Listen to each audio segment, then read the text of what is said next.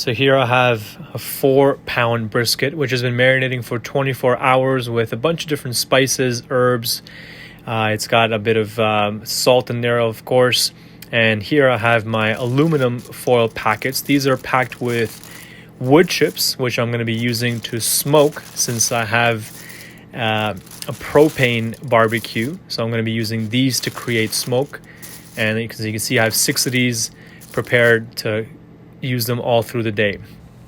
And this is my setup that I'm using. It's got the wood chips on the fire. It's got the aluminum pans with the water. And as you can see, it is early morning. It's 5:30 right now.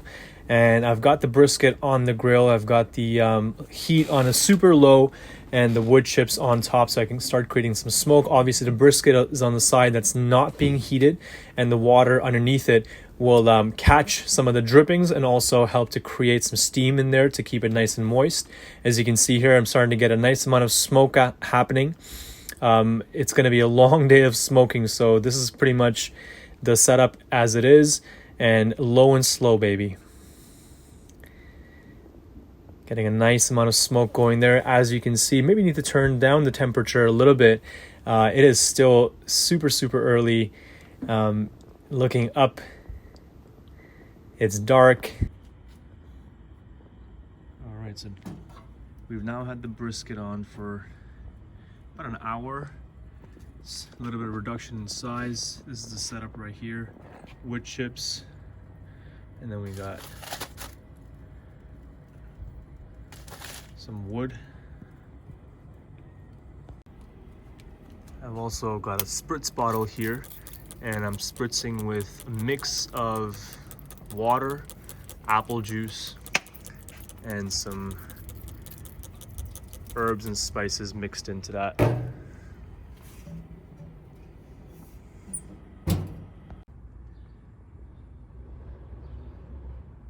Whoever says that you can't smoke on a gas grill, I challenge you to try this method. So what I'm attempting to do is make smoked brisket in a gas barbecue, which is what you saw right now. And it's already been 2 hours that it's been on there. I marinated the brisket for 48 hours prior to that in, just your regular kind of dry rub with a bit of ketchup, some Worcestershire sauce, just to kind of make it a binding agent. So I'm super excited to see how this turns out. It's going to be a long day of smoking. It's going to be about 8 to 10 hours and then 2 hours of cooling before you can eat. So started at 6 a.m. today. It's gonna go all the way until 4 and probably finish at 6 p.m. That's when dinner time is gonna be. So super excited, and I'm gonna show you how it goes step by step. Okay, so it's sitting at about 100 and we're 3 hours into it. So just put some fresh packs on, put a little wood piece in there as well, just so that can light up and catch smoke. Gonna spritz it down as well.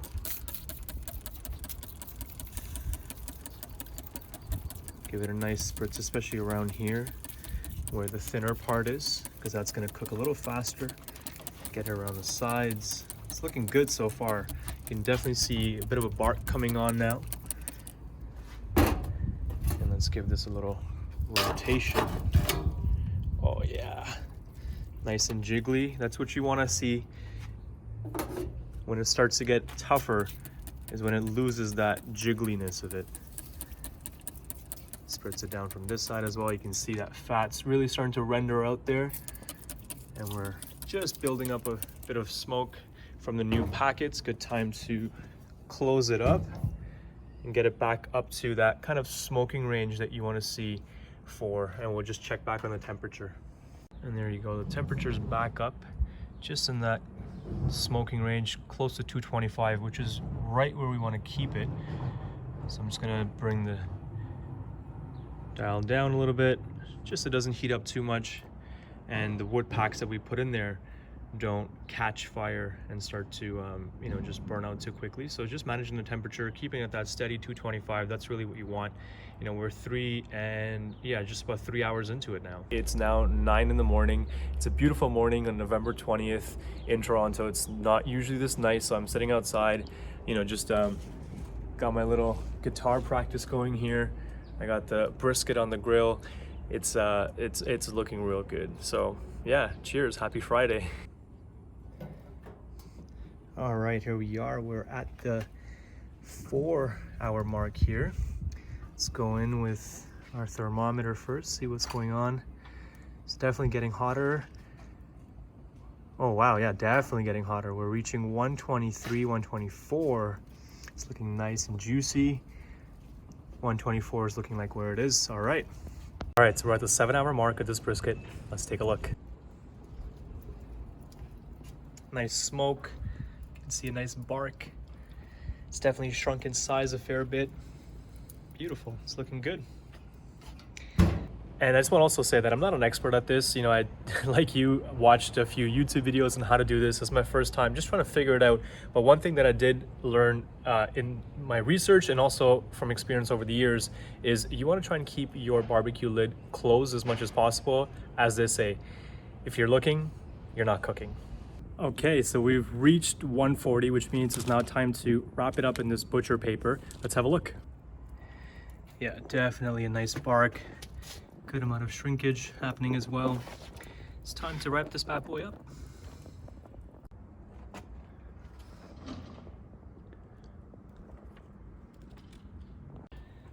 Okay, so here we go. It is at the 7.5-hour mark. It's gone in.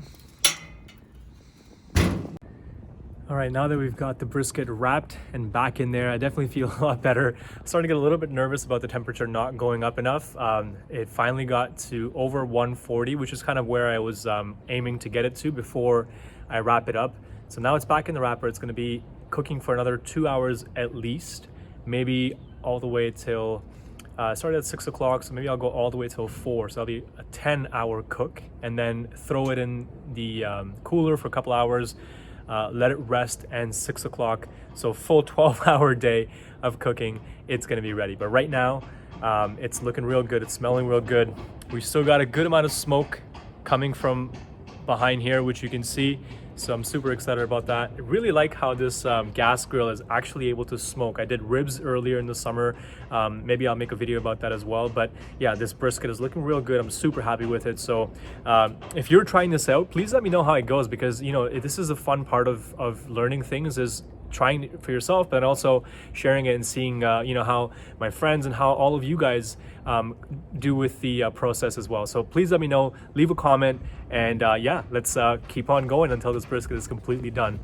Right, so update on the brisket. As you can see, it's back to being dark. So it's been 12 hours, and I found that the meat stalled at about 155, and it really just wasn't going anywhere. So I've left it on here for a little bit longer.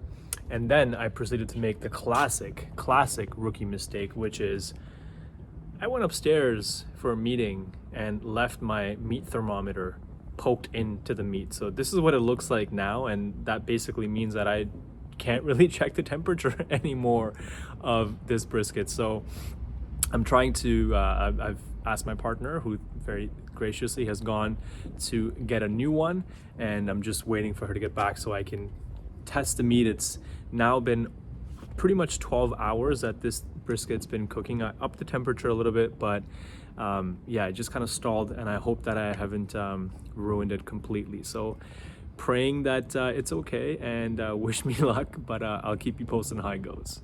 All right, so got a new thermometer, but it looks like the meat is stalled at 165, which is something that I had read about, is a possibility that it comes to 165 and just stalls.